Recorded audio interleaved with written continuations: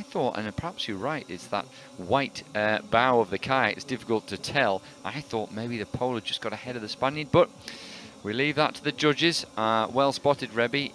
Second place, a joint second place. It's that close. Strange, really, wasn't it? There was a huge margin between first and second, but then between second and third, they couldn't separate them at all. So, not long until we'll head up to the start of the 1,000 metres once again. This will be the last 1,000 metre race of this morning. It'll be the C2 Men 1,000. There we can see just from the graphic the lineup there. Watch out for the century pictures. Sebastian Brendel. How many World Cup medals do you think he has? I don't know. Hard to put a number on it, isn't it? But it's certainly a few. I'd say above 40. Yeah, I wouldn't be surprised. He's been around for a long time. He's won a lot of medals, C1 and C2. You know, there was some people thought maybe he'll retire after Tokyo, but him and Tim Hecker, well, they found something in Tokyo to pick up a medal, and they found something in here to get themselves centre of the echelon in the C2 Men 1,000. Who knows, he may well pick up another medal. I'm sure to him each one is very special. So race due to get underway in around about 3 minutes time, so gives us enough time to go through the lineup. Czech boat of Josef Havlik and Wojtek Nowacki. They're in lane 1.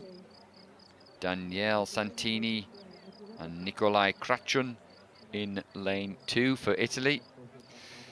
Craig Spence and Brett Hillman from Canada go in 3. There's the Italians you can see in picture there, just preparing themselves. There's the Canadians. Andreas Dittmar, former Olympic champion from Germany, part of the Canadian setup. Canadians really resurgent team here at the first World Cup of this 2022 season. Yuri Zalbul and Anton Hrabal from the Czech Republic. Another Czech boat in this, with 2 of them in this race. Martin Fuchser already has a gold medal from both C1 and C1 500 metres and 1,000 metres. There's Sebastian Brendel, huge man at the front of that boat, backed up by Tim Hecker. Watch out for them, particularly over the last half of this 1,000 metre race. They are the bronze medalists from Tokyo. They are the European champions.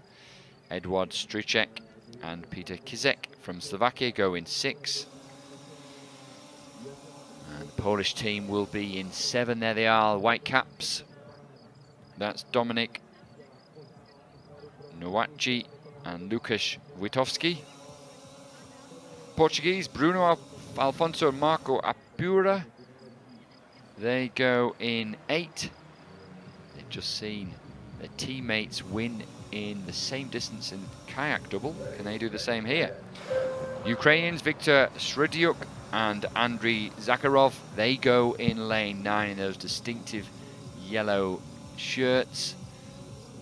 Fairly close start. Good start from Alfonso and Apura from Portugal, but they are very good 200 metre paddlers, and this is a very, very different matter over 1,000 metres. So expect Sebastian Brendel and Tim Hecker to go well. Not necessarily going to be the leaders early on, although they have got away to a good start. Yeah, and it's also nice to see a full race, like, you know, they're all quite close here as well, and being competitive, even though unfortunately this isn't an Olympic event anymore, of course. And it's also nice to see, of course, the top German boat racing this event. Yeah, it is indeed. It's a shame, of course, that they've shortened this Olympic discipline. No longer Olympic, but it will be in the 500 metres, which is a similar energy system. So I guess these paddlers still see the value in doing the 1,000 metres race. And as you said, Rebby, it's still competitive, which is really, really good to see. Seemed to be like lane 8 got away well, as we've said, the Portuguese, but I would expect them to fade a little bit as we get through this 1,000 metres. Canadians, well, they could be good over the 1,000 metres. They have been, other Canadian crews have been in the past. They've got a great coaching setup, as I said, but it looks like Brendel and Hecker, as they get towards the halfway point, have a commanding lead. Just have to wait for that camera angle to pan out. We'll see those splits coming up in the next few seconds. Here we are. Yeah, they have about a boat length on the rest of the guys. So Germany, Poland to their left. Italy to their right.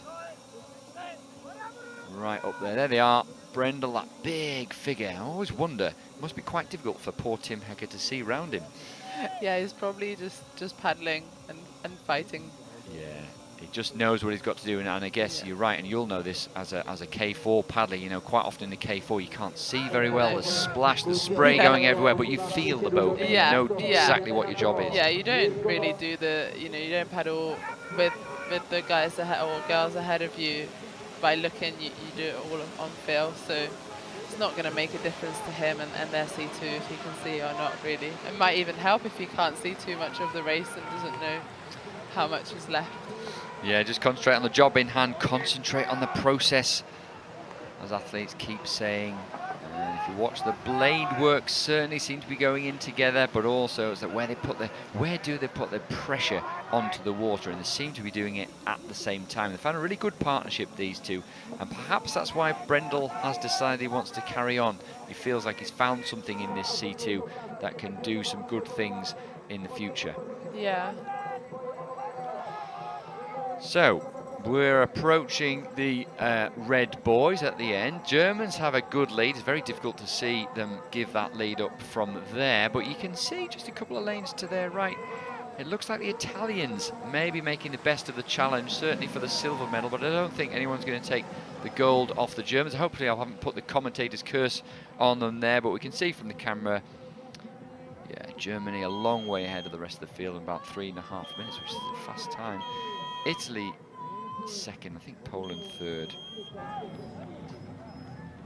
It was close for third between Polish and the Canadians. Yeah, so Canadians coming well towards the end there. It's a fairly new crew. And as we said, the Canadians really looking to develop their squad, so close to third place. Even if they were fourth, they're not far off.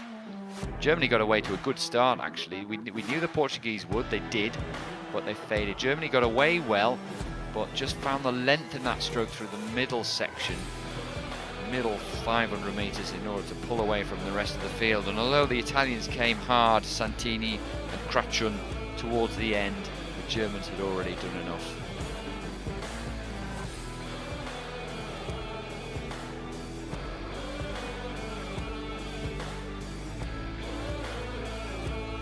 So looking really, really strong. Amazing just how many times on Planet Canoe we've seen Sebastian Brendel pick up those medals in World Cups, World Championships, European Championships and Olympic Games. He's got another one to his name. Tim Hecker alongside him. And yeah, it looked like the Canadians perhaps just missing out that time on a medal.